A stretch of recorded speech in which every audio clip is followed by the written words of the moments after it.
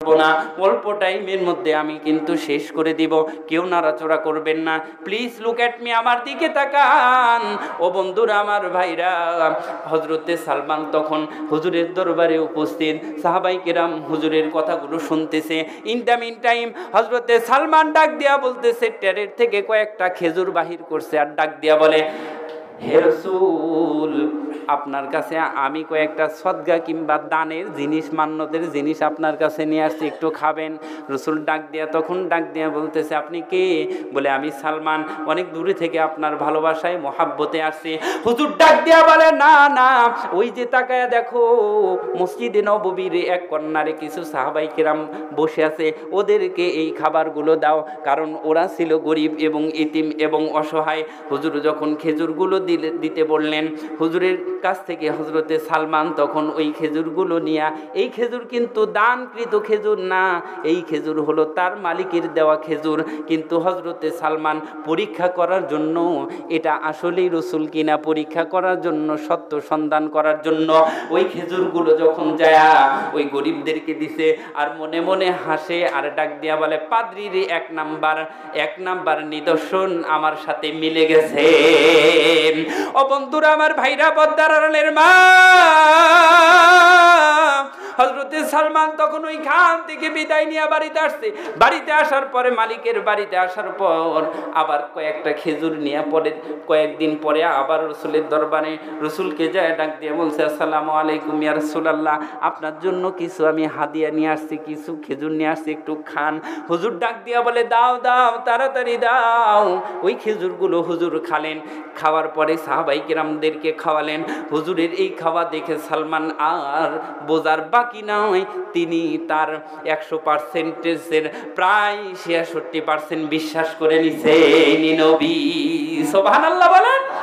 কারণ প্রশ্ন 3টা, তার 2টা তো হয়ে গেছে। তখন চিন্তা করতেছে কি করা যায়।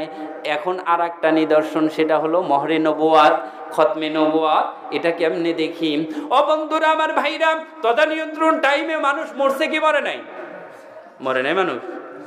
কুল্লু নাফসিন যায়িকাতুল মাউত, প্রত্যেক প্রাণীকেই মৃত্যুবরণ করতে হবে। ম্যান ইজ মর্টাল, প্রত্যেক প্রাণী মৃত্যুবরণ করবে, সবাইকেই মরতে হবে।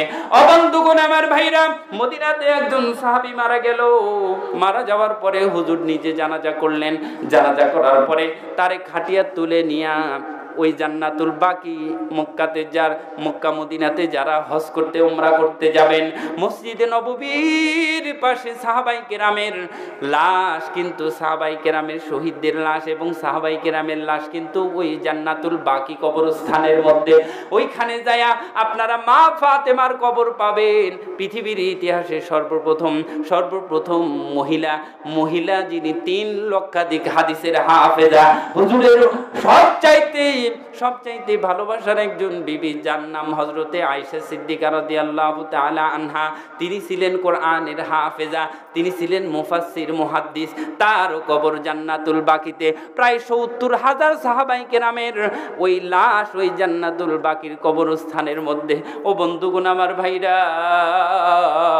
ওই জান্নাতুল বাকির দিকে ওই সাহাবায়ে কেরামকে, যে সাহাবীটা মারা গেছে, তাকে নিয়ে যাওয়া হইতেছে। হযরতে সালমান খালি বারবার নবীর কাছ দিয়া ঘুরঘুর করে। কি করে বাবা? বুড়া মানুষ, চ্যাংড়া মানুষের কাছে ঘুরঘুর করলে মতলব আছে না নাই? আপনারা জানেন কিনা, হুজুরের যে পিছন মোড়া যেই মহরে নবুয়াত ছিল, এই মহরে নবুয়াত দিয়েও কিন্তু হুজুর পিছনের দিকেও দেখতে পাইতো। সুবহানাল্লাহ বলেন।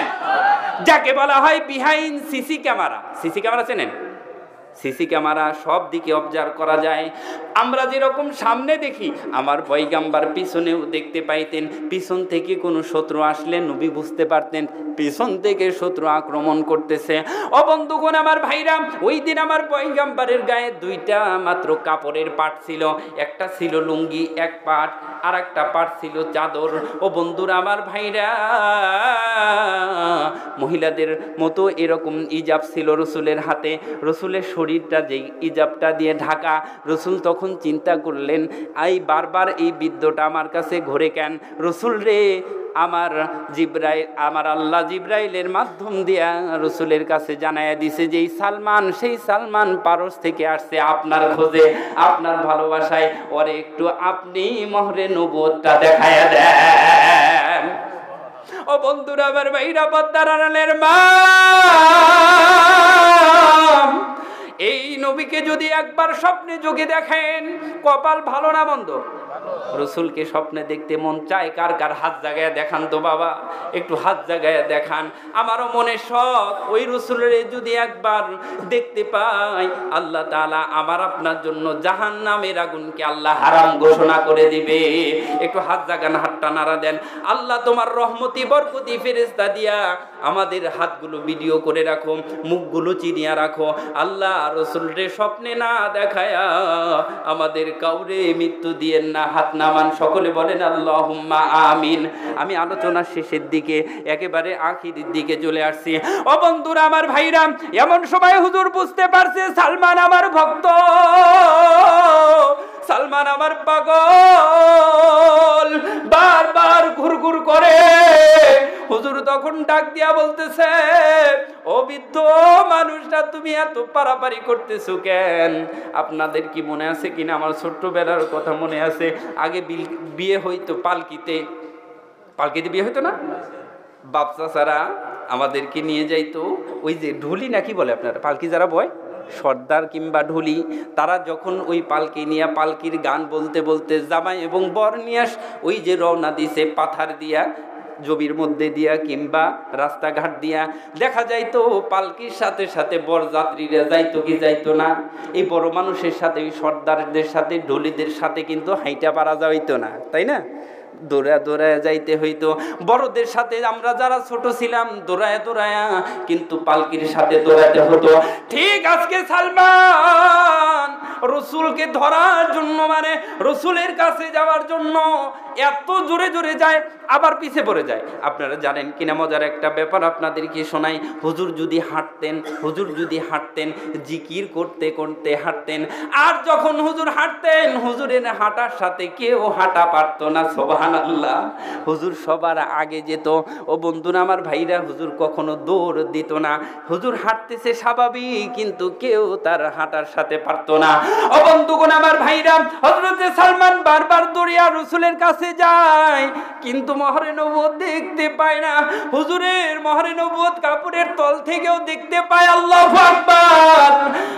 হুজুর দেখতে পাইলেন সালমান বারবার নবীর কাছে আসে। নবীজি তখন চাদরটা, ইজাবটা একটু খুলিয়া মহরে নবুয়তটা বাইরে পিঠের কাছ থেকে বাহির করে দিছে। আল্লাহু আকবার। আর জোরে বলেন না আল্লাহু আকবার। হযরতে সালমান দেখতেছে নূর চমকাইতেছে মহরে নবুয়তের মধ্যে। সুবহানাল্লাহ বলেন। এই মহরে নবুয়ত কেমন, একটু বর্ণনা না দিলে নয়। ও বন্ধুরা, ভাইরা, মহরে নবুয়তটা কবুতরের ডিমের মতো। কবুতর ডিম পারলে যেরকম জল জল করে, এই জল জল করতেছে মহরে নবুয়তটা। দেখার পরে সালমান আর সহ্য করতে পারে নাই। পিছন থেকে যখন রসুলের মহরে নবুয়তটা দেখছে, বাবা, দেখার সাথে সাথে যাইয়া আমার আপনার প্রাণের নবীকে পিছন থেকে জড়ায়া মহরে নবুয়তের মধ্যে ঠোঁটটা লাগায়া দিছে। আরো জোরে বলেন না সুবহানাল্লাহ, আওয়াজ করে বলেন না।